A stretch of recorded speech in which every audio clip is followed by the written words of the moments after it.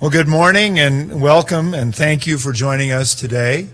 I got to say, it is fabulous to be all in this room, and it kind of feels like we're back to normal, except today is an exciting day.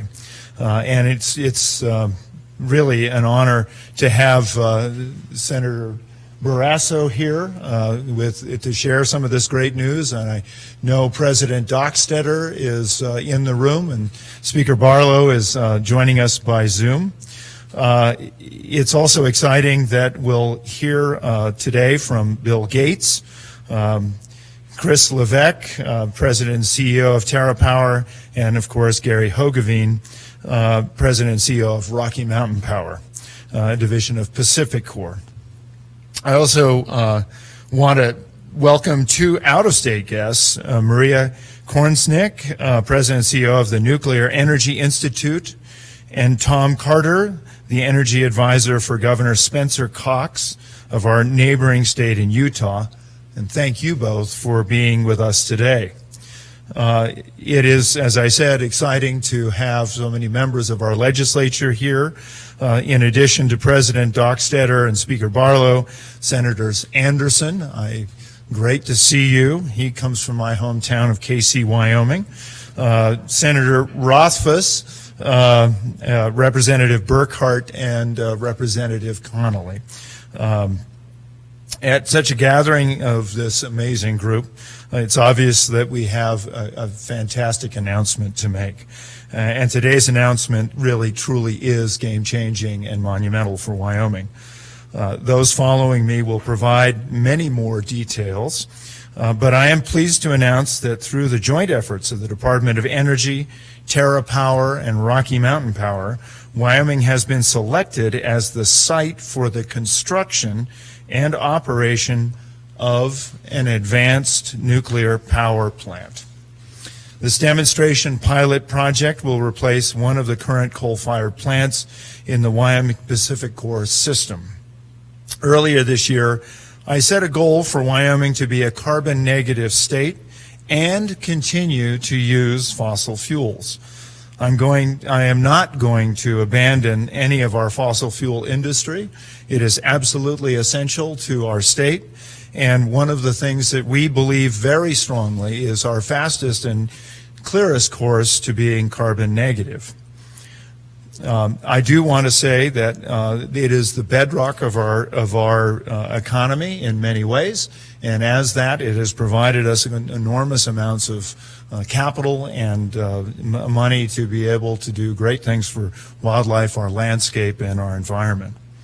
But this historic announcement helps Wyoming meet the first part of that objective. Nuclear power is clearly a part of my all-of-the-above strategy for energy in Wyoming. This plant will be the first of a new generation of nuclear plants that are smaller, modular in design, and are equipped with enhanced safety measures.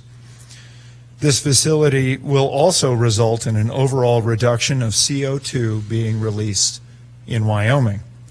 It's exciting because I know with friends of mine, Mark Dolger, among others, over the last couple of years, we've really talked about the advancements in small modular nuclear design and how they really do apply very well to Wyoming.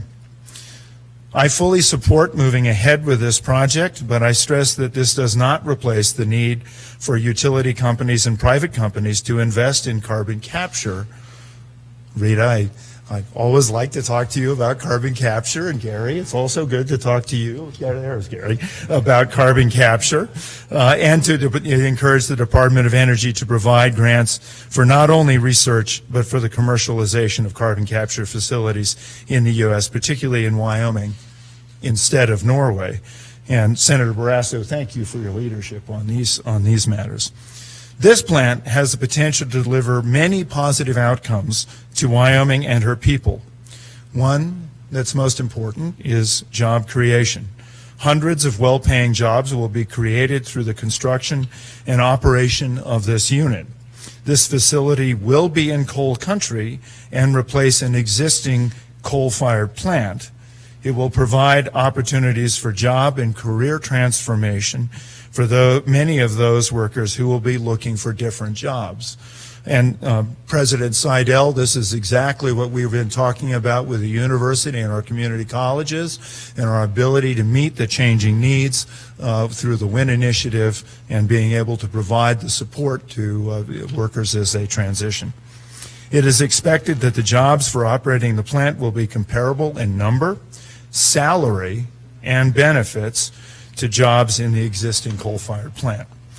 This decision also holds out the possibility of Wyoming being able to supply the uranium for this plant. And that's exciting for Wyoming, as I know many of us, Wayne, have talked about how valuable it is to have a viable uranium mining business in Wyoming. This nation is a leader in uranium, and it makes sense to use Wyoming uranium to furnish the feedstock for this plant. Wyoming is energy, and Holly, it's good to see you here as director of the School of Energy Resources. You know more than anyone how much energy is really important to Wyoming, and thank you for your leadership at the school.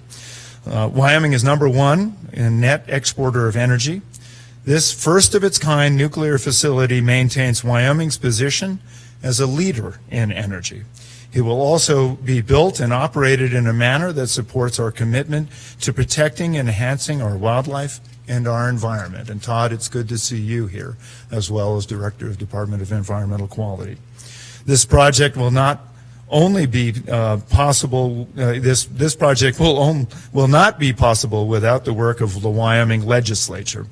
The framework is established through the passing of House Bill 74, the small modular nuclear reactors. That bill authorized the promulgation of regulations by our Department of Environmental Quality, and I set Director Todd Parfat to that task, and he met it absolutely admirably.